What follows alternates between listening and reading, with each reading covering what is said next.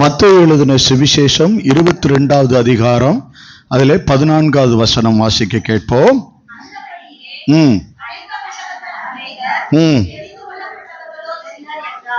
போதும்.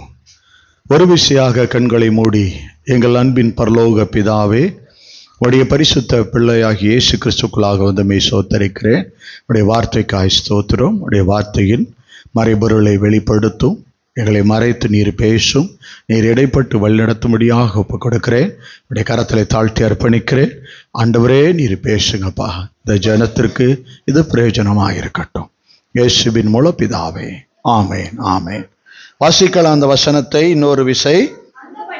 அந்தபடியே அழைக்கப்பட்டவர்கள் அநேகர், தெரிந்து கொள்ளப்பட்டவர்களோ சிலர். அல்லேலூயா, அல்லேலூயா, அல்லேலூயா. இயேசு கிறிஸ்து நேற்றும் இன்றும் என்றென்றும் என்றென்றும் என்றென்றும் நீங்கள் சொல்லுகிறவர் மாறாதவர் தான். அல்லேலூயா. நிச்சயமாக அவர் உங்களை ஆசீர்வதிப்பார், உங்களை மேன்மையாக வைப்பார்.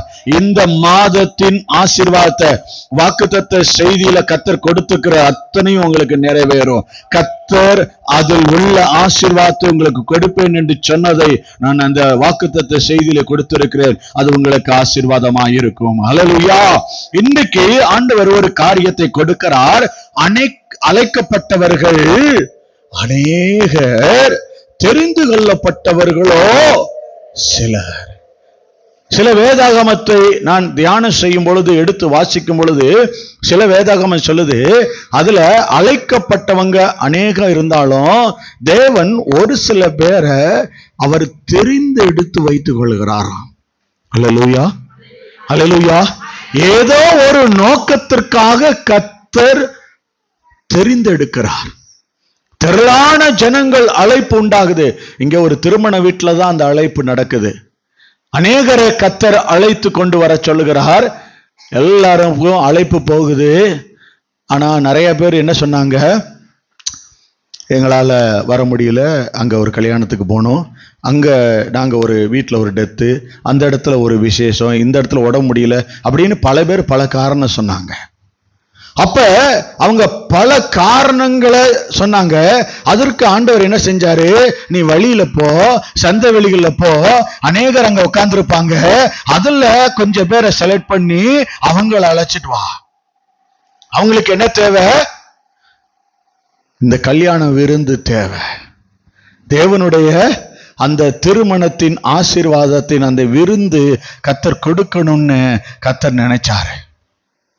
ஒரு காரியத்தை அங்க நடந்துச்சு. அழைக்கப்பட்ட அநேகர் அங்க இருந்தாங்க. அல்லேலூயா, அல்லேலூயா. ஒரு சில காரியத்தை நான் உங்களுக்கு சொல்றேன். இந்த அழைக்கப்பட்டவர்கள்ல தெரிந்து கொள்ளப்பட்டவர்கள் விசேஷித்தவர்களாக இருக்கிறாங்க. இந்த தெரிந்து கொள்ளப்பட்டவர்களை குறித்து சில காரியம் சொல்றேன். அதுல உங்களுடைய குணாதிசயம் அப்படி இருந்துச்சுன்னா நீங்க தான் தெரிந்து கொள்ளப்பட்டவங்களா இருக்கீங்க. அந்த குணாதிசயம் உங்ககிட்ட இல்லைன்னா அந்த குணாதிசயத்தை ஆண்டவர்கிட்ட கேட்டு வாங்கிருங்க. நீங்க தெரிந்து கொள்ளப்பட்டவர்களா அவர் தான் செலக்ட் பண்ணுவார். யோவான் எழுதின சுவிசேஷம் 15வது அதிகாரம் 16வது வசனத்துல இயேசு சொல்லுகிறார், நீங்கள் என்னை தெரிந்து கொள்ளவில்லை, போதும்.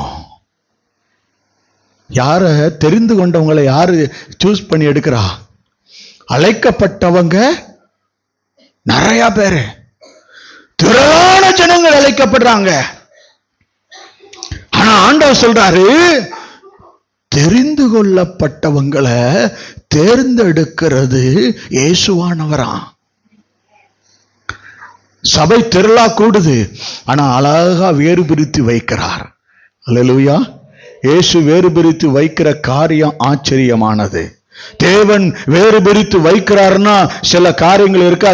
அந்த தெரிந்து கொள்ளுகிறவங்கிட்ட சில காரியம் இருக்கு. வேதம் சொல்லுகிறது, இந்த மத்தேயு 24:24 ஒரு காரியத்தை சொல்றாரு. ஏனெனில் கள்ள கிறிஸ்துகளும் கள்ள தீர்க்கதரிசிகளும் எழும்பி கூடுமானால் தெரிந்து கொள்ளப்பட்டவர்களையும் வஞ்சிக்கத்தக்கதாக பெரிய அடையாளங்களையும் அற்புதங்களையும் செய்வாங்களாம். தெரிந்து கொள்ளப்பட்டவங்களை ஏமாத்துறதுக்கு பிசாசு என்ன செய்வானா?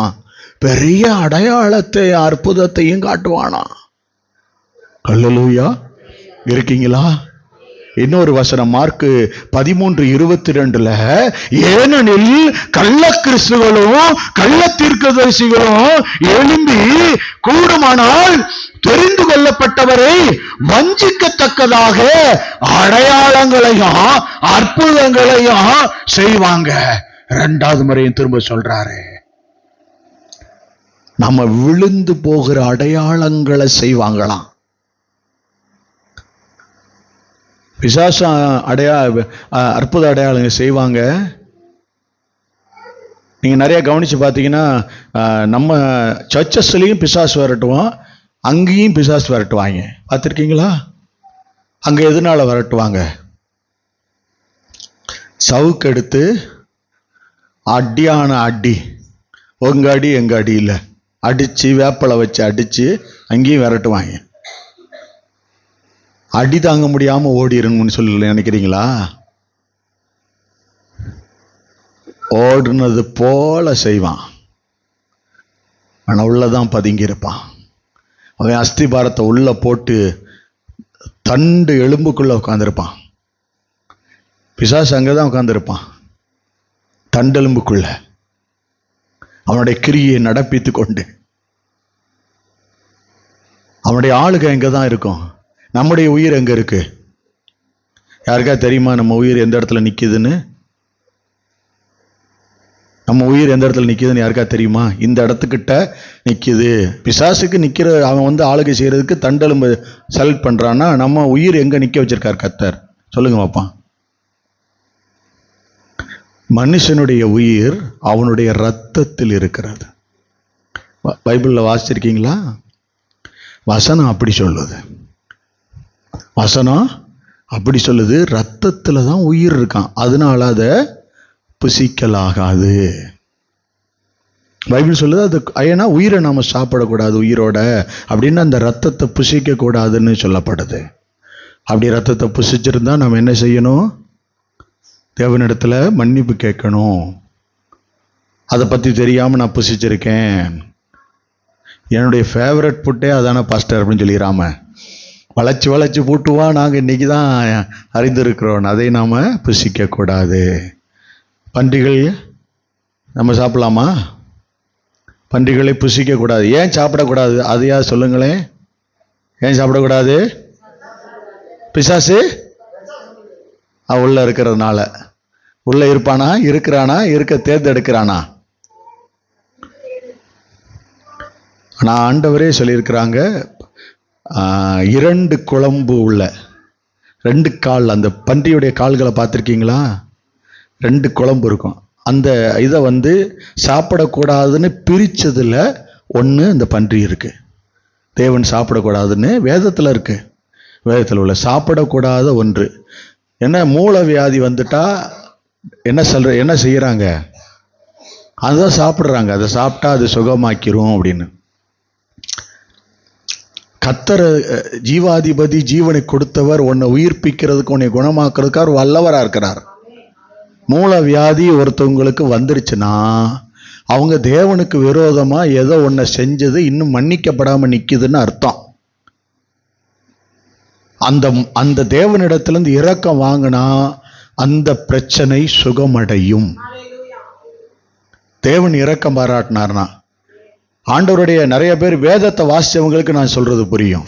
உடன்படிக்கை பெட்டியை எடுத்துட்டு கொண்டு போயிடுவாங்க பெலிஸ்தியர்கள். அப்ப தேவன் அந்த பெட்டியை அங்க கொண்டு போனதுக்கு அந்த பட்டணம் முழுவதும் ஒரு வாதை அனுப்புவார். அந்த வாதை தான் மூலவியாதி. அந்த பட்டணம் முழுவதும் மூலவியாதியில் உட்கார்ந்துருப்பாங்க. ரத்தம் கொட்டிக்கிட்டு கிடக்கும். அப்ப அவங்களுக்கு புரியும் எதனால் இது வந்தது என்று. அவர்களுடைய தீர்க்கதரிசிகிட்ட கேட்கும் பொழுது அவங்க சொல்லுவாங்க, மூலவியாதி வந்ததுக்கு காரணம் அந்த தேவனுடைய உடன்படிக்கை பெட்டி நம் தேசத்திற்கு வந்ததுனால தான் அது நடந்ததுன்னு. முதல்ல அதை கழட்டி அதை அனுப்புங்க, எல்லாம் சுகமாயிரும்னு. இன்னொன்னு வந்துச்சு, என்னன்னு சொல்லுங்க பாப்பா. ஒன்று மூளை வியாதி, இன்னொன்னு அனுப்புனாரு. என்ன வந்தது? நான் ஏற்கனவே உங்களுக்கு போதிச்சிருக்கேன். என்ன வந்துச்சு?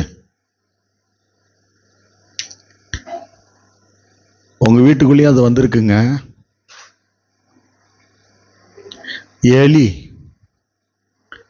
எலிகளை அனுப்புனாரு. எலிகளை அனுப்புனாரு. எலி வந்திருக்குன்னா ஆராய்ச்சி பண்ணிடணும், என்ன நடக்குது. உடனே அந்த எலிக்கு ஏதாவது ஒரு வழியை பண்ணிடணும். எலி எங்கிருந்து வந்திருக்கு? சாபத்திலிருந்து உள்ள வந்திருக்கு. எலி ஓட்டை போட்டு ஆசீர்வாதத்தை தின்னுக்கிட்டே இருக்கும். இந்த காரியத்தை கர்த்தர் நமக்கு சொல்றாரு. அங்க என்ன, எதுக்காக எலிகள் கட்டவிழ்க்கப்பட்டுச்சுன்னா, அவங்க தேசத்தில் விளைவிக்கிற நெற்பயிர்களையும் கோதுமைகளையும் அரித்து தின்று போடுவதற்காக கட்டவிழ்த்து விட்டாராம். கொய் கொய் கொய்னு முச்சிருக்கு. அதுல அதை பார்ப்பாங்களா, மூல வியாதியை பார்ப்பாங்களா? யாருமே குப்பரை தான் படுத்திருக்காங்க, உட்கார முடியாம உட்காந்துருக்காங்க. எலியை பிடிப்பாங்களா, எலியை விரட்டுவாங்களா, தேசத்தின் பஞ்சத்தை வைப்பாங்களா, என்ன செய்வாங்க? அப்ப கர்த்தர் ஒரு விஷயத்தை கவனிக்கணும். கர்த்தர் இந்த காரியத்தை நம்மகிட்ட சொல்றாரு. என்னன்னா, பிசாசின் அடையாளங்களும் பயங்கரமா இருக்கும். சில காரியங்களை நாம சரிப்படுத்தும் போது கர்த்தருடைய ஆசீர்வாதம் வந்து சேர்ந்துரும். நம்மகிட்ட நமக்கு உண்டான சூழ்நிலைகளும் மாற்றப்படும். கர்த்தர் எல்லாத்தையும் மாத்துவாரு. இங்க பாருங்க, நாம ஒரு பாதையில பார்த்துக்கிட்டு இருப்போம். வந்த வியாதியும் வந்த பிரச்சனையும் எதனால வந்துச்சுன்னு நீங்க முதல்ல அறிஞ்சுக்கிட்டீங்கன்னா, அதை சரிப்படுத்தும் போது இது மாறிடும். அல்லேலூயா, இருக்கீங்களா? அல்லேலூயா. கர்த்தர் ஒரு காரியத்தை சொல்லுகிறாரு. நம்ம மத்தேயு எழுதின சுவிசேஷம் அந்த இதுல நம்ம வாசிச்சோம். அந்தபடியே அழைக்கப்பட்டவர்கள் அநேகர், தெரிந்து கொள்ளப்பட்டவர்களோ சிலர் என்று அங்கே சொல்லப்படுகிறது. வேதத்திலே 1 தெசலோனிக்கேயர் 12ஆம் அதிகாரம் 3வது வசனத்தை வாசிக்கும் பொழுது, தேவனுக்கு பிரியமான சகோதரரே, உங்கள் விசுவாசத்தின் கிரியையையும் உங்கள் அன்பின் பிரயாசத்தையும் நம்முடைய கர்த்தராகிய இயேசு கிறிஸ்துவின் மேலுள்ள உங்கள் நம்பிக்கையின் பொறுமையையும் நம்முடைய பிதாவாகிய தேவனுக்கு முன்பாக நாங்கள் இடைவிடாமல் நினைவு கூர்ந்து, நீங்கள் தெரிந்து கொள்ளப்பட்டவர்கள் என்று நாங்கள் அறிந்திருக்கிறோம். நான் வாசிச்ச வசனம் என்ன தெரியுமா? தெரிந்து கொள்ளப்பட்டவர்களிடத்தில் இருக்கிற குணாதிசயங்களை தான் இப்போ வாசிச்சேன். அல்லேலூயா. நீங்க கொஞ்சம் கவனிச்சீங்கன்னா, அப்பா நீங்க ஒரு தடவை வாசிங்க. நீங்க அந்த வசனத்தை போடுங்க. 1 தெசலோனிக்கேயர் 1ஆம் அதிகாரம் 2வது வசனம் 3வது வசனம் வாசிங்க. கொஞ்சம் கவனிங்க. நான் சொன்ன வசனம் இவங்க வாசிக்கிறாங்க. அந்த வசனம் என்னன்னா, உங்களுக்கு புரிஞ்சுக்கிறதுக்காக திரும்ப ஒரு முறை வாசிக்கிறோம். அது எதற்குன்னா, அந்த அழைக்கப்பட்ட தெரிந்து கொள்ளப்பட்டவங்களுடைய கேரக்டரை கர்த்தர் அங்க வசனத்தை சொல்லியிருக்காரு. வாசிங்க.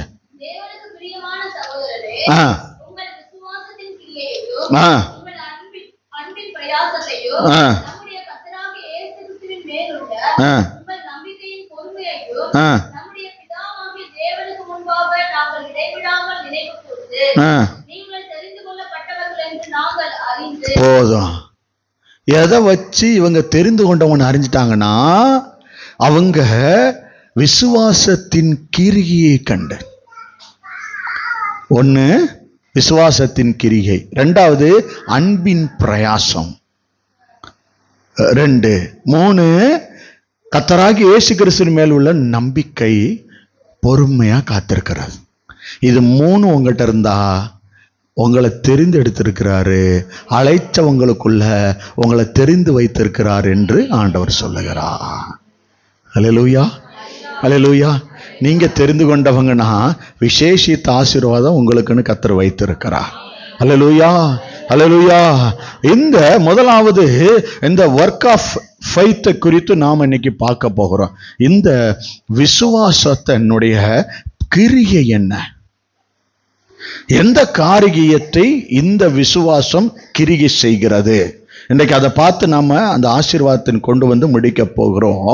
யாக்கோபு எழுதின நிருபம் 2வது அதிகாரம் 14வது வசனத்தை குறித்து நாம் பார்க்கும் பொழுது, கிரியை இல்லாத விசுவாசம் செத்ததா இருக்கு.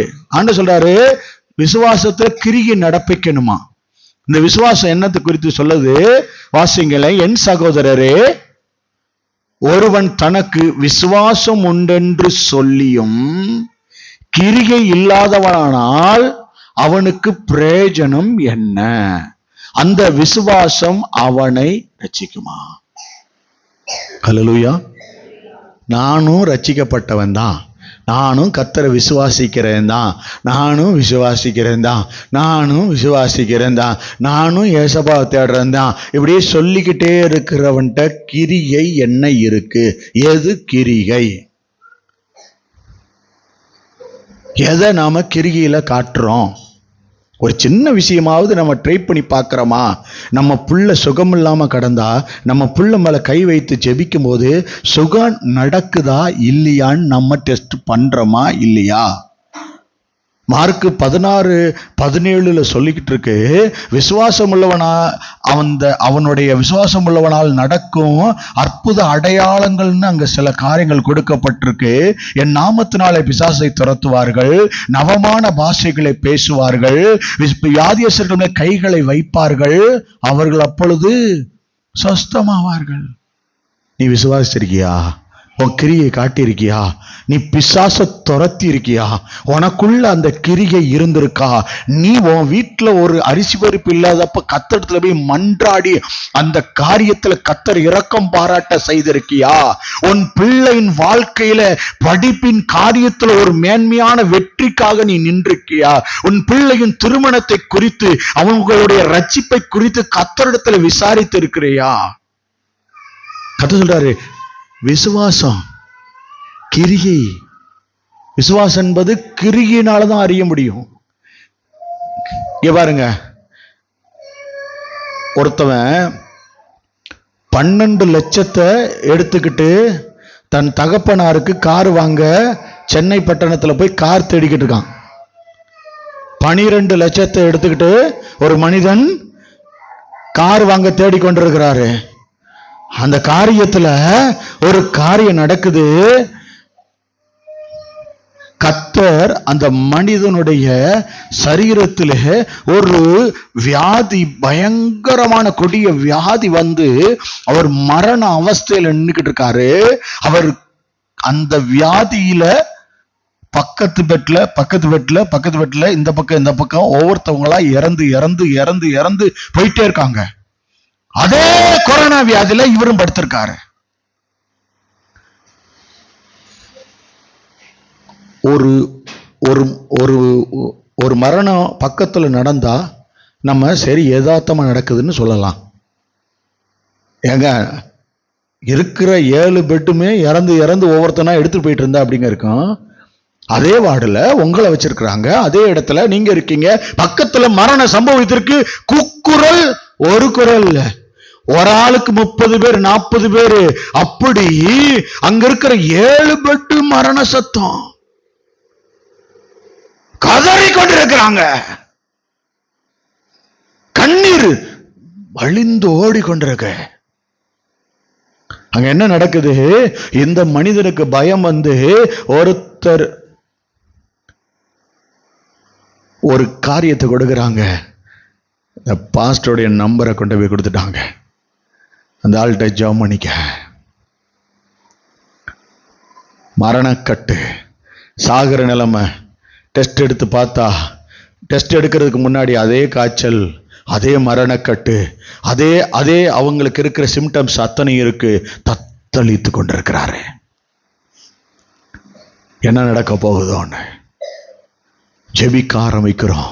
போன்ல பேசுறாரு, நான் மரண பிடியில் இருக்கிறேன். ஜெபிக்க ஆரம்பிக்குது. உயிர் தெழுந்தவருடைய வல்லமை ஊடுருவி பாய ஆரம்பித்தது. ஜீவாதிபதியின் வல்லமை புறப்பட்டது. அந்த மகனை அந்த மரண கட்டிலிருந்து தூக்கி வெளியெடுத்தது. அவர் தெய்வீக சுகம் அடைஞ்சாரு. அடைஞ்ச உடனே ஒரு காரியத்தை செஞ்சாரு. என்ன தெரியுமா? அந்த சர்ச் ஒரு 12 லட்சம் கடனில் இருந்துச்சு பாருங்க. அந்த கடனுக்காக என்ன செய்தார் தெரியுமா? அந்த 12 லட்சத்தையும் உங்கள் அப்பாவுக்காக இல்லை உங்கள் பிள்ளைக்காக உங்கள் பேங்க்கில் 12 லட்சம் 10 லட்சம் எடுத்து வச்சுருக்கீங்க. இந்த சர்ச்சில் ஒரு காரியம் நடக்க போகுது, இந்த இடம் வாங்க போகிறோம், அந்த பணத்தை கொண்டு வந்து கொடுக்க முடியுமா?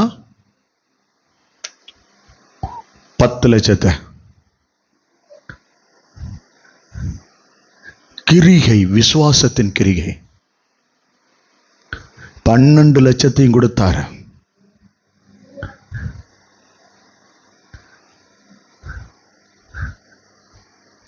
ஏழு நாள் தொடர்றதுக்குள்ள கர்த்தர் அந்த 12 லட்சத்தை திரும்ப கொடுத்தாரு அவர் கையில. 7 நாள் தொடர்றதுக்குள்ள, ஏற்ற காலத்துல ஏற்ற நேரத்துல கர்த்தர் அதை திரும்ப தருவான்னு அவர் அவங்க தகப்பனாருக்கு அந்த கார், என்ன கார் வாங்கணும்னு நினைச்சாரோ அந்த காரை வாங்கி கொடுத்துட்டு தான் போனார். கிரிகை வேணும். கர்த்தர் உன் கிரிகையை தேடுகிறார். உன் கிரிகை இங்க பாருங்க, உயிரே போனாலும் கர்த்தருக்காக ஏதாவது ஒன்று செய்வன் நின்னீங்கன்னா உங்களுக்கு முன்னாடி அவர் நிற்பாருங்க. உன் ஜீவனை தொட விட மாட்டாரு. யோவான் எழுதியிருக்கல, உனக்கு ஒன்று நடக்கிறதுக்கு முன்னாடி எனக்கு நடந்தது என்று அறிந்து கொள்ளுங்கள்னு சொல்லியிருக்காரு. அவருக்கு நடந்ததுக்கு அப்புறம் தான் அவங்கள தொட வரணும். நிற்பாரு முன்னாடி. யூத கோத்திரத்தின் சிங்கம் கர்ச்சனையோட நிற்கும். பயந்து மட்டும் ஊழியம் செஞ்சிடாத, பயந்து மட்டும் வாழ்க்கை நடத்திடாத, பயந்து மட்டும் விசுவாசியா வாழ்ந்துடாத. கர்த்தரை விசுவாசிக்கிறவன் பயப்படவே கூடாது. ஹல்லேலூயா, ஹல்லேலூயா. பயப்படக்கூடாது. யாக்கோபு 2ஆம் அதிகாரம் 17வது வசனம் வாசிங்க. யாக்கோபு 2:17. அப்படியே அதுல நீங்க கிரியை செய்யலைன்னா அந்த வார்த்தை என்ன இருக்கும்னா, அந்த விசுவாசம் உங்ககிட்ட செத்து போய் தான் இருக்குமா, நடக்காதான், மூவ் ஆகாதான். 26 வாசிங்க.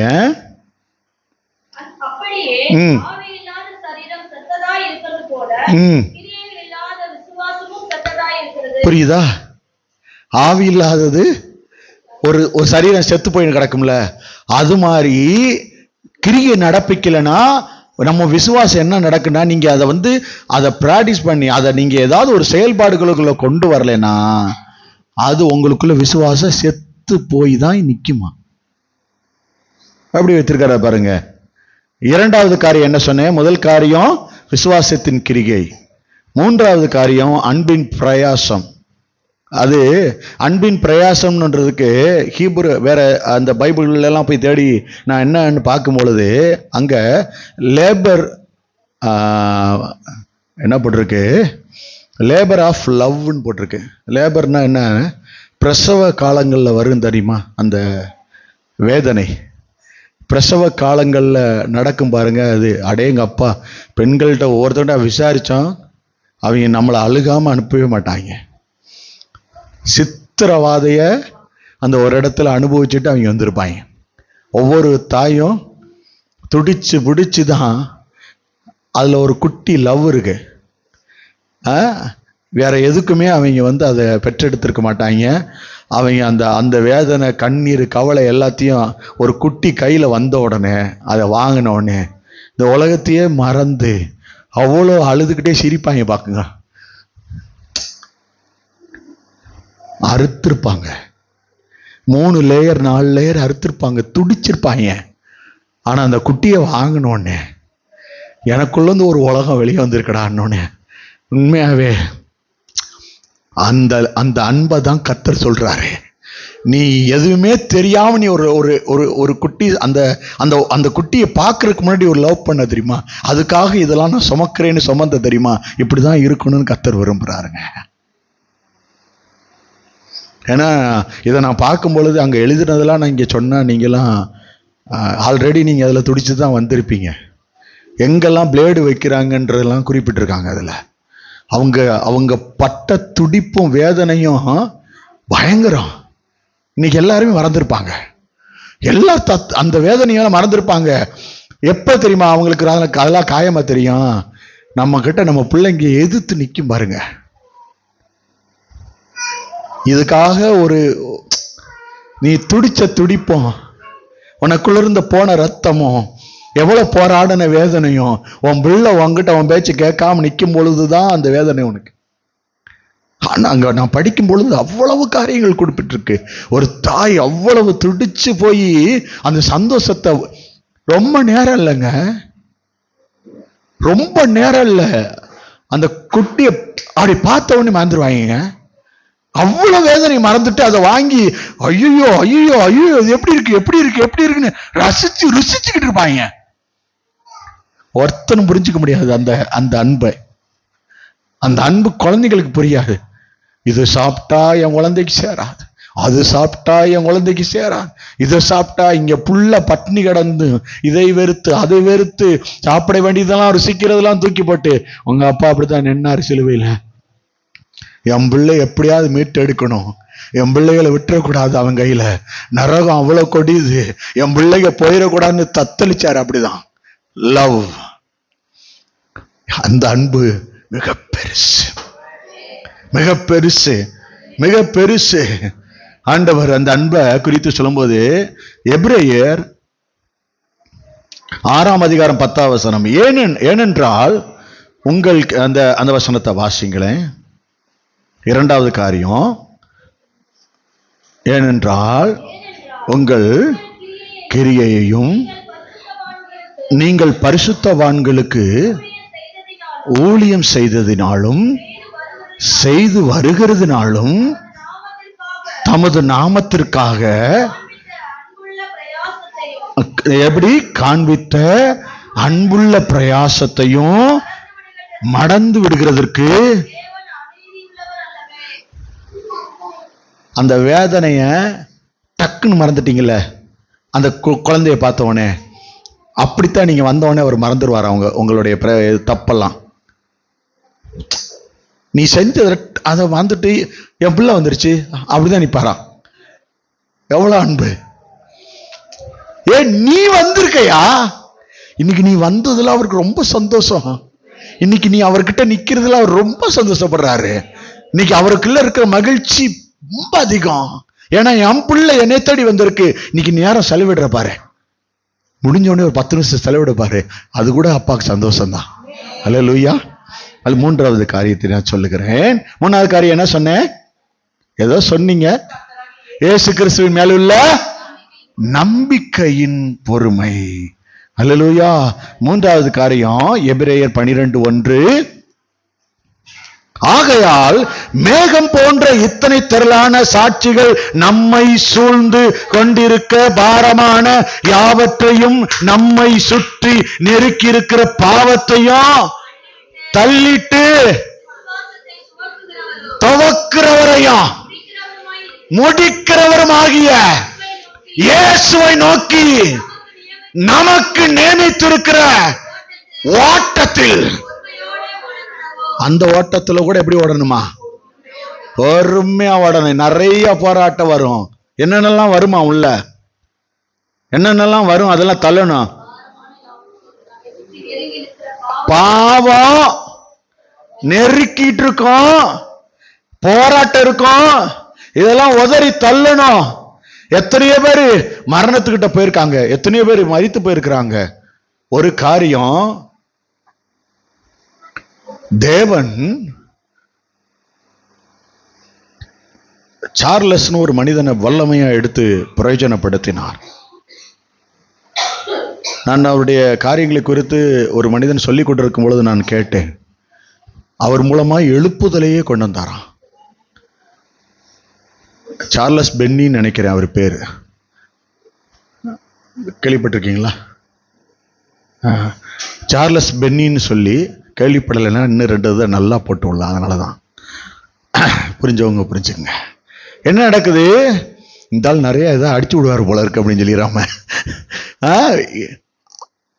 அவர் போன இடங்கள்லாம் பயங்கர எழுப்புதலாம், பயங்கரமா அற்புத அடையாளம் நடக்குமா. எங்க போனாலும் அவர் ஒரு தேசத்துக்கு போறார்னா அவர் கூட ஒருத்தர் இருந்தாராம். அவர்கிட்ட போய் சொல்லிட்டு எப்ப சொல்லுவார்னா, ஒரு வாரம் 10 நாளைக்கு முன்னாடி இந்த தேசத்துக்கு போறேன்னு அவர்கிட்ட சொல்லிடுவாராம். அவர் என்ன செய்வார்னா, இவர் போறதுக்கு முன்னாடி அங்க போய் அந்த தேசத்துல போய் 3 நாள் இல்லைன்னா 7 நாள் 6 நாள் கடந்து அந்த தேசத்துல போய் கத்திரத்துல கதறி அழுவார். ஆண்டவரே, பெண்ணியை எடுத்து பிரயோஜனப்படுத்துங்க ஆண்டவரே, அவர் மூலமா இந்த பட்டணத்துக்கு எழுப்புதலை கொண்டு வாங்க ஆண்டவரேன்னு கதறி அழுது ஜெபிப்பாராம். ஒரு தண்ணி கூட எச்சி கூட முழுங்காம கதறி கிடப்பாராம். இந்த மனிதனுடைய வெற்றிக்கு அவர் பின்னாடி இருந்து காரணமா? அவர் ஜெபித்து போராடுவாராம். அவர் ஒரு நாள் இந்த தேசத்துல போய் ஜெபித்துட்டு கடந்து வந்தப்ப இவர் ஒரு ஸ்பின்னிங் மில்லுக்கு போயிருந்திருக்கிறாரு. அந்த மில்லுல ஒரு காரியம் நடந்திருக்கு. ஒரு பஞ்சு எடுத்த அந்த பிரித்து போடுகிற ஒரு சகோதரி பிரித்து போட்டுக்கிட்டு இருந்தவ அங்கிருந்து வந்தா. அவ வந்து அதை இவர் உள்ள வரும்போது அவரை பார்த்துட்டா. அவர் பார்த்த உடனே இந்த பஞ்சு அவர் மேல பட்டும்னு எட்டி தொடும் பொழுது அவர் கை அந்த இதுல பட்டு இவர் இந்த மேல பட்ட உடனே அந்த அம்மா மேல ஒரு பிரகாசமான வெளிச்சம், ஒரு வல்லமா அந்த பெண்டியிலிருந்து அவர் மேல இவர் இந்த மக மேல இறங்கி சரிந்து விழுந்துட்டாளாம். ஐயோ இவ விழுந்துட்டாளேன்னு இன்னொருத்த தூக்க வந்து அவ பிடிச்சிருக்கா, அவளும் விழுந்துட்டாளாம். இப்படி 6000 பேர் தொட்டு விழுந்தாங்களாம். யாருடைய ஜெபத்தினால?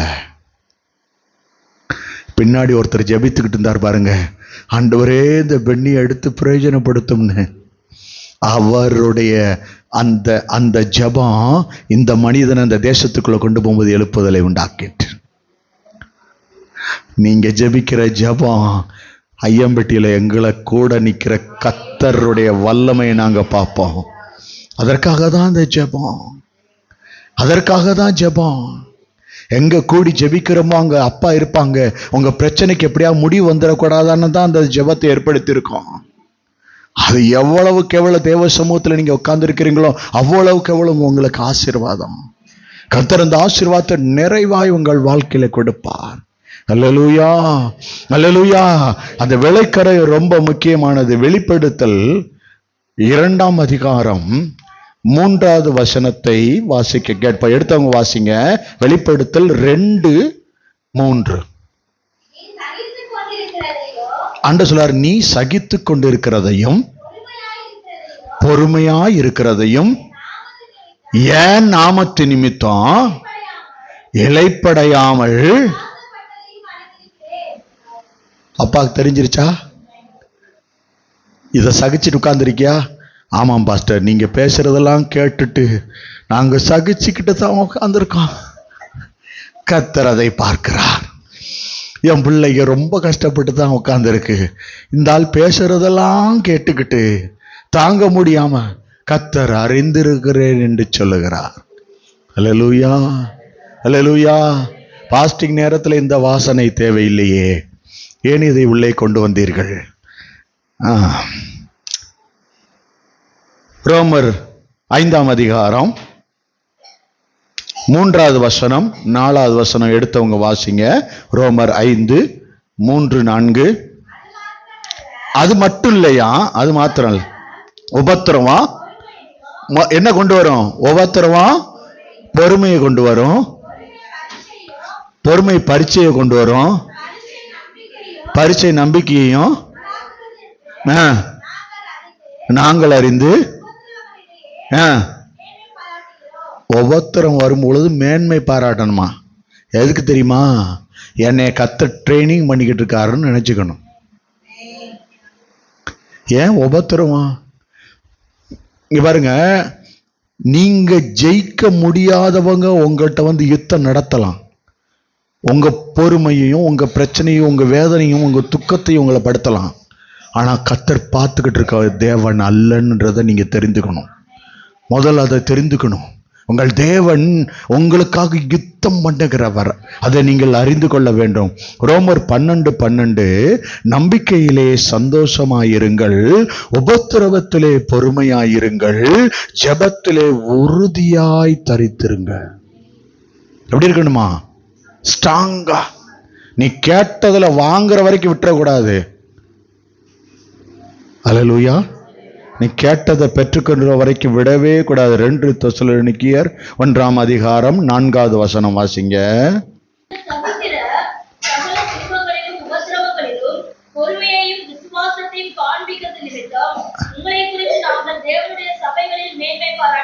எப்படி சொல்லுது? இந்த முதல்ல ஆரம்பிக்கும் போது மட்டும் வாசிங்களேன். நீங்க எதை சகிக்கிறீங்க? நீங்க தப்பா ஒரு மாதிரி குழம்பு வச்சுட்டு அவர் திட்டிட்ட உடனே அதை நாங்க அவர் திட்டுறதை சகிச்சுக்கிட்டு தான் நாங்க இருக்கிறோம். அப்படி அல்ல. நம்ம ஆளுங்க எப்ப பார்த்தாலும் வீட்டில் எவனா திட்டா அதையே இங்க நாங்க எவ்வளவு சகிச்சு வாழ்றோம் தெரியுமா, எங்களை எவ்வளவு வேதனையை சகிச்சு. அதை பத்தி பேசலைங்க. நீங்க கர்த்தருக்காக எதை சகிக்கிறீங்களோ அதை குறித்து சொல்றேன் நான். பைபிள் அதை தான் சொல்லும். நம்ம வைக்கிற குழம்போ யாருமே நம்மளாலையும் சாப்பிட முடியாது. என்ன தெரியுமா, சிலவங்க வச்சுட்டு ஓடி போயிடுறாங்க. நம்மளே சாப்பிடக்கூடாது, அவங்களே சாப்பிட்டு ஏதோ நினைப்பாங்க போல இருக்கு. இந்த குழம்பு சாப்பிட்டுட்டு ஏதோ ஒன்று ஆகட்டும் நினைப்பாங்க போல இருக்கு. அதனால குழம்பு தூக்கி செஞ்சு வச்சுட்டு போயிடுறாங்க, ஓடி போயிடுறாங்க. யாருன்னு ஆள் சொல்ல மாட்டேன், நீங்களா புரிஞ்சுக்குங்க. பாஸ்டர்மா எங்க பாக்குறீங்க எல்லாரும்? நான் பொதுவா சொன்னேன், பொதுவா சொல்றேன். குழம்பு செஞ்சுட்டு அப்புறம் சாப்பிடும்போது ஏங்க கொஞ்சோண்டு உப்பு இல்ல அப்படிங்க பையன். உப்பு மட்டுமா இல்லை, இது முதல்ல குழம்பே இல்லை, அப்புறம்தான் அது உப்பு போடணும். ஏதோ ஒண்ணு போட்டா சரியாயிருமா? ஆகாது, ஆகவே ஆகாது. அப்படி இருக்கும் குழம்பு. அதை சகிக்கிறது அல்ல, அதை சகிக்கிறது குறித்து அல்ல. சில பேர் என்னதான் டேஸ்டா செஞ்சு வச்சாலும் திருப்தியே வராது. அதுல ஏதாவது ஒரு குறை சொல்லி அவங்க அவ்வளவு கஷ்டத்துலையும் சமைச்சு வைக்கிறாங்களே, அவ்வளவு போராட்டத்திலையும் எல்லாத்துலயும். பாருங்க, ஓய்வு இல்லாம வேலை பார்க்கறது பெண்கள் மட்டும்தாங்க. ஆண்கள் பக்கம் திருப்பிக்கிறேன், அவங்களுக்கு கொஞ்சம் குழுக்குழுன்னு இருக்கட்டும். ஆண்கள் பக்கம் திரும்பி பேசுறேன். ஓய்வு இல்லாத சண்டே அவங்களுக்கு என்னைக்கா லீவ் விட்டுருக்காமா? காலைல டெய்லி திங்கள்ல இருந்து காலை சமைக்கிறது, மத்தியானம் சமைக்கிறது, நைட்டு சமைக்கிறது, துணி துவைக்கிறது, பாத்திரம் வளர்க்குறது, வீடை கழுவுறது, தொடு, இது எல்லாமே ஞாயிற்றுக்கிழமை அவங்களுக்கு லீவ் விட்டுருக்கோமா என்னைக்காவது? நம்ம இப்போ சர்ச்சில் அதனாலதான் உணவே கொடுக்குறோம். ஞாயிற்றுக்கிழமை கொஞ்சம் அவங்க சமைக்கிறதுக்கு ஓய்வு கொடுக்குறோம். அப்பா மட்டும்தாங்க ரொம்ப நல்லவர் போல இருக்குங்க. பிள்ளைகள்லாம் கொஞ்சம் ஒரு நாளைக்கு போய் சாப்பிட்டுட்டு மத்தியானம் சண்டே ஓய்வு எடுத்துட்டு அப்படியும் விடுறது இல்லை, துணி துவைச்சிக்கிட்டே தான் ஓய்வு எடுக்கிறது. அப்படியே தூங்கி விழுவாங்க. அப்படிதான் கொடுக்கறது. ஹல்லேலூயா. ஓய்வு எங்க வருது அப்படின்னு சொல்லிடாம வாழ்க்கையில எனக்கு தெரிஞ்சு நிக்காத மிஷின் பெண்கள் மட்டும்தான் நினைக்கிறேன். ஏன்னா அவங்க ஓட்டு நமக்கு முக்கியம் இல்ல, அவங்களை விட்டுறக்கூடாது இல்ல. உங்களை பத்தி 4 வார்த்தை பேசணும். ஆமா, ஏசு நல்லவர். சரி, இந்த காரியத்துல சொல்லும் பொழுது ஆண்டவர் சொன்னாரு, 3 காரியத்தை சொன்னாரு. இந்த 3 காரியத்தை குறித்து நீங்க வீட்டுல போய் பொறுமையா ஆராய்ந்து பார்த்து கொள்ளுங்க. சரி, தெரியாதவங்க யூடியூப்ல போய் போட்டு பார்த்துக்குங்க. சரி, அடுத்த காரியத்தை அவருக்கு சொல்றேன். ஆண்டவர் சொன்னாரு, சபையில அநேகர் அழைக்கப்பட்டாங்க, தெரிந்து கொள்ளப்பட்டவர்களை தேர்ந்தெடுக்கிறது அவர்தான்னு சொன்னாரு. அல்லேலூயா. லூக்கா 18:7 வாசிங்களேன். லூக்கா எழுதின சுவிசேஷம் 18வது அதிகாரம் 7வது வசனத்தை வாசிக்க கேட்போம். அந்தபடியே தேவன் தம்மை நோக்கி இரவும் பகலும் கூப்பிடுவர்களாகிய, பாருங்க, தெரிந்து கொள்ளப்பட்டவங்க இரவும் பகலும் கூப்பிடுறாங்கன்னா அவர் சொல்றத கவனிங்க, வாசிங்க.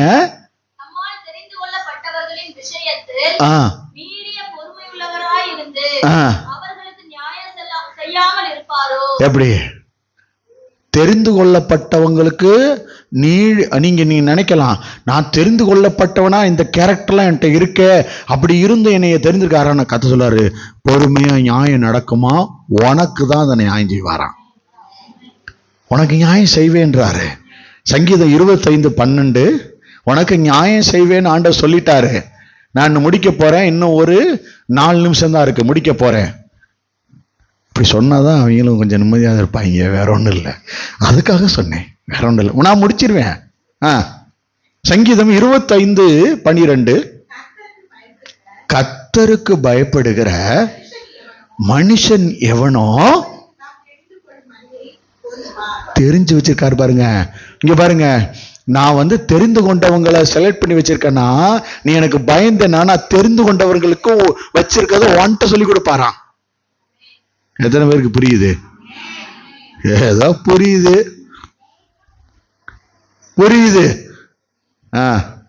எபேசியர் 1:12. சீக்கிரம் போறேன், 4 நிமிஷம் தான் இருக்கிறனால.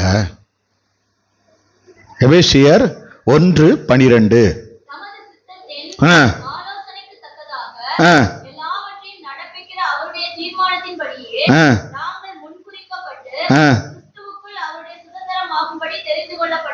எதுக்காக தெரிந்து கொள்றாராம்?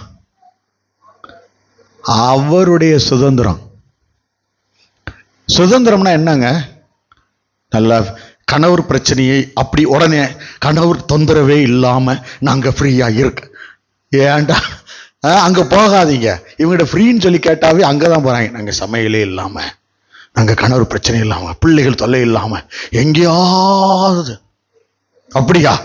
தனியா போய் ஜாலியா, தனியா போனா ஜாலியா இருக்காது, யாருக்குமே ஜாலியா வராது. சில தொந்தரவுகளும் இருந்தாதாங்க அதை மத்தியில தேடி வர்றதாங்க. அதுதான் அந்த சொன்னாரு, இந்த லேபர் பெயின் அந்த இது சொன்னார் பாத்தீங்களேன், அது அவ்வளவு கஷ்டம். ஆனா அதுல தாங்க அவ்வளவு சந்தோஷம் இருக்கு. உங்க ஸ்தானத்தை உயர்த்தும் தெரியுமா? தாய் உங்க ஸ்தானத்தை மாத்தும். எங்கெங்க தாய் மாதிரியா வச்சிருக்காங்க, நாயை விட கேவலமா தான் மதிக்கிறாங்க. எங்களை தாய் மாதிரியா பாக்குறாங்க. எவ்வளவு சொன்னாலும் கேட்க மாட்டாங்க அப்படின்னு. கர்த்தர் உங்களுக்கு கொடுக்க வேண்டிய கனத்தை கட்டாயம் கொடுக்க வைப்பார். ஏன்னா தெரிந்து கொள்ளப்பட்டவர்களுக்கு தம்முடைய ரகசியத்தை வெளிப்படுத்துகிறாரு. தெரிந்து கொள்ளப்பட்டவருடைய சுதந்திரத்தை முக்கியமா பார்க்கிறார். நீங்க இந்த சுதந்திரம்னா என்ன? சுதந்திரவாளினா என்ன? சுதந்திரவாளினா உங்க மேல 100% உரிமை உள்ளவங்க. நீங்க உரிமையை கொடுத்திருக்கீங்க, உரிமையை கர்த்தர் எடுத்திருக்கிறாருன்னு அர்த்தம். எப்பயா முடிப்பேன்னு பார்த்தா என்ன அர்த்தம்? எப்படி? சுதந்திரம்னா என்ன? ஏதோ சொன்னாரு, இந்த கடைசியா சொன்னதுதான் மனசுல நிக்குது, அது என்னன்னு புரியலன்னு. பாயிண்ட விட்டீங்களேயா? சுதந்திரம்னா தத்தெடுக்கிறாங்கல்ல குழந்தைய, தத்தெடுத்துட்டா இனிமே அவங்களுக்கு உரிமை இல்லை, எடுத்தவங்களுக்கு தான் உரிமை. அதுதான் சுதந்திரம். வேற எப்படி சொல்றது? என்ன ரொம்ப நேரம் என்னை ஒரு மாதிரி பார்த்தா எனக்கே புரியல, நான் சொன்னது புரியலையோ என்னவோன்னு. சுதந்திரம்னா நான் வச்சிருக்க சொத்துக்கு நீங்க உங்களை என் பிள்ளையா எடுத்துட்டேன்னா என் சொத்துக்கு நீங்க சுதந்திரவாளி ஆயிட்டீங்க, முழு உரிமையும் நீங்க பெற்றுக்கொண்டீங்க. இப்ப புரியுதா?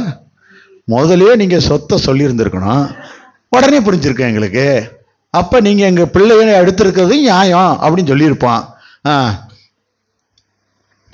கட்டாயம் இந்த உலகத்தையே உண்டாக்கினவர் இயேசு, சகலத்தையும் படைத்தவர், அவருடைய பிள்ளை. இந்த உலகமே உங்களோட இது இல்லையா? கர்த்தர் உங்களிடத்துல நீங்க ஜெபிச்சா எல்லாத்தையும் மாத்துவாருங்க, எல்லாத்தையும் உங்கள்கிட்ட திரும்ப தருவாருங்க. கொலைசியர் 3:12-14. கொலைசியர் 3:12 எங்க 2 நிமிஷம் தாங்க இருக்கு, வாசிக்கங்க. 3ஆம் அதிகாரத்துல 12வது வசனம், 13வது வசனம், 14வது வசனம். என்னவா? தேவனால் தெரிந்து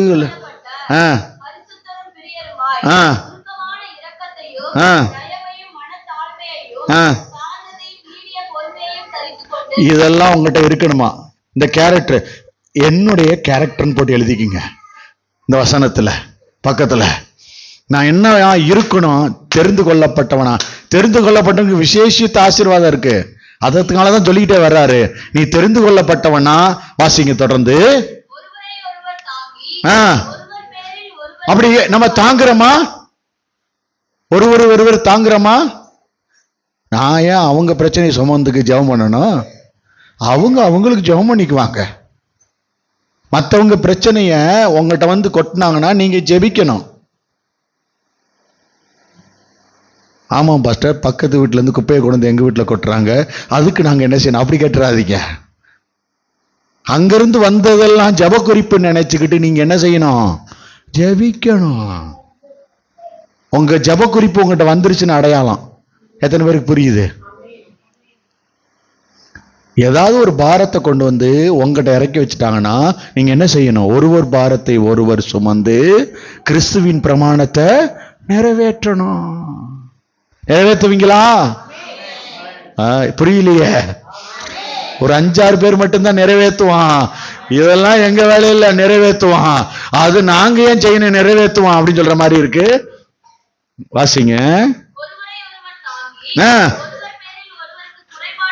யார் மேலயா உங்களுக்கு குற்றம் இருக்கா, குறை இருக்கா? இல்லையா? கர்த்தர் பார்க்கிறாரு. நீங்க ஆண்டவர் இப்போ நீங்க சரீரத்தை தொட போறீங்க. நீங்க யாராவது அப்படி மன்னிக்காம இருந்தீங்கன்னா மன்னிங்க. மன்னிப்பு கேட்கணும்னு நினைச்சீங்கன்னா இறங்கி மன்னிப்பு கேட்டுருங்க. யாரையாவது நீ மன்னிக்கணும்னு நினைச்சீங்கன்னா ஆண்டவர்கிட்ட போய் நில்லுங்க. நான் அவங்கள மன்னிக்கிறேன். உயிரோடு இல்லைன்னா தயவு செய்து நீங்க அவங்களுக்காக நான் அவங்கள மன்னிக்கிறேன், ஆசீர்வதிக்கிறேன்னு மன்னிப்பு கேளுங்க. நான் எங்க அம்மாட்ட மன்னிப்பு கேட்காம விட்டுட்டேன்னா மன்னிப்பு கேளுங்க. இப்ப நீங்க மன்னிப்பு கேட்டுட்டு வந்து கம்யூனியன் எடுங்க. இந்த மாதம் உங்களுக்கு ஒரு ஆசீர்வாதத்தை கர்த்தர் கொடுப்பார். அல்லேலூயா. சீக்கிரம் முடிக்கிறேன். 2 தீமோத்தேயு 2:10. 2 தீமோத்தேயு 2:10.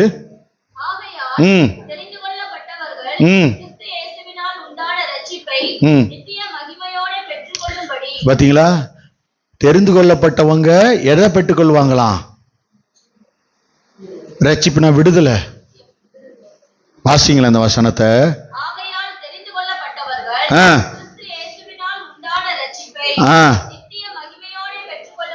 அது மட்டுமா கொடுக்கிறார்? ரட்சிப்பு மட்டுமா? மகிமையும் கொடுக்கிறாரு. நித்திய மகிமைனா பரலோக ராஜ்யம், அதையும் சேர்த்து உங்களுக்கு சாங்ஷன் பண்றாரு. அல்லேலூயா.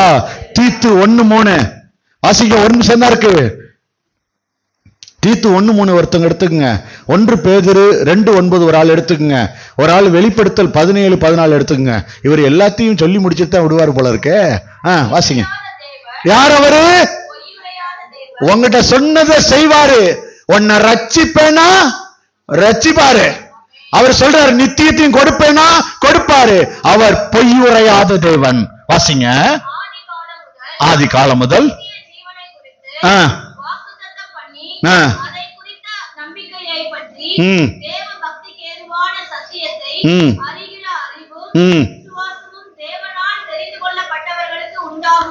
யாருக்கு கொடுப்பாராம்? அவரால தெரிந்து கொள்ளப்பட்டவர்களுக்கு இந்த காரியத்தை கொடுப்பாராம். அடுத்த வசனம் நான் தியானம் பண்ணவே முடியல, நேரம் இல்ல. வாசிங்க. 1 பேதுரு 2:9 எடுத்தவங்க வாசிங்க. எவனும் எடுக்கல பத்தியா? இவங்களுக்கு உடனே முடிச்சு உடனே அனுப்பிவிடணுமா? இன்னும் 5 வசனம் எடுக்கிறேன். வெளிப்படுத்தல் ஒரு ஆள் எடுங்க. 17-14. நீங்களும் எங்க இருந்து கூட்டு வராரு? அந்தகாரத்திலிருந்து தம்முடைய ஆச்சரியமான ஒளியினிடத்திற்கு வரவழைத்தவருடைய புண்ணியங்களை அறிவிக்கும்படிக்கு நீங்க தெரிந்து கொள்ளப்பட்டவர்கள் சந்ததியா இருக்கிறீங்க. ராஜரீக ஆசாரிய கூட்டமா நீங்க இருக்கீங்க. பரிசுத்த ஜாதியா இருக்கீங்க. அல்லேலூயா. கடைசியா முடிச்சிடலாமா? வெளிப்படுத்தல் 17-14 அழகா ஆண்டவர் சொல்லி முடிக்கிறாங்க. யாரு இந்த காரியத்தெல்லாம் உங்கள்கிட்ட கொடுத்தாரு பாருங்க. அது சொல்றாரு, இங்க பாருங்க, நீங்க வீட்டுல போய் தியானிக்கும் பொழுது உங்களுக்கு ஒரு அற்புதமான ஒரு பெரிய எப்படி சொல்றது, ஒரு பெஸ்ட் ஸ்வீட் கிடைச்ச மாதிரி இருக்கும். இந்த வசனத்தை நீங்க வாசிச்சீங்கன்னா வாசிங்க.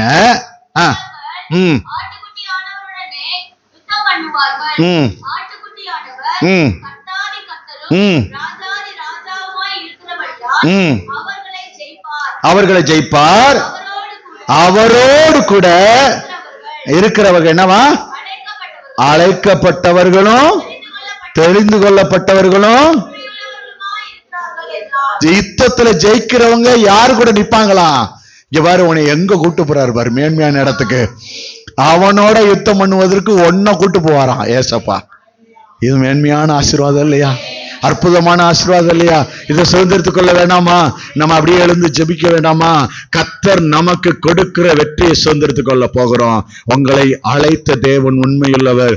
அழைச்சவர் வேறு பிரித்து வைத்திருக்கிறார். உங்களை தெரிந்து கொண்டிருக்கிறார்னா நீங்க முக்கியமானவங்களா இருக்கீங்க. அல்லேலூயா. எத்தனை பேரு நீங்க விசுவாசிக்கிறீங்க? கர்த்தர் உங்ககிட்ட கொடுக்கிறத நிச்சயமா நீங்க சுதந்திரத்துக் கொள்வீங்கன்னா ரட்சிப்பு உங்க பக்கத்துலதான், விடுதலை உங்க பக்கத்துலதான், நீங்க கேட்ட காரியம் உங்களுக்கு பக்கத்துலதான் நிக்குது. எங்கள் அன்பின் பரலோக பிதாவே, உடைய பரிசுத்த பிள்ளையாகி இயேசு கிறிஸ்துவுக்குள்ளாக வந்து மெய் சோத்தரிக்கிறேன். இந்த நாளை கொடுத்ததுக்காய் நன்றி. வந்த ஒவ்வொரு பிள்ளைகளை ஆசீர்வதியும், கேட்ட சத்தியத்தின்படி பிள்ளைகளை ஆசீர்வதித்து உயர்த்தும். உம்முடைய நாமம் மகிமைப்படட்டும். கர்த்தர் எதை எதிர்பார்த்து இங்க வந்தார்களோ அவர்கள் வாழ்க்கையிலே அத்தனை ஆசீர்வாதத்தை கொடுத்து சாட்சியாக்கும். உடைய கரத்தை ஒப்புக் கொடுக்கிறேன் இயேசுவின் வல்லமையுள்ள நாமத்தில் பிதாவே, ஆமேன்.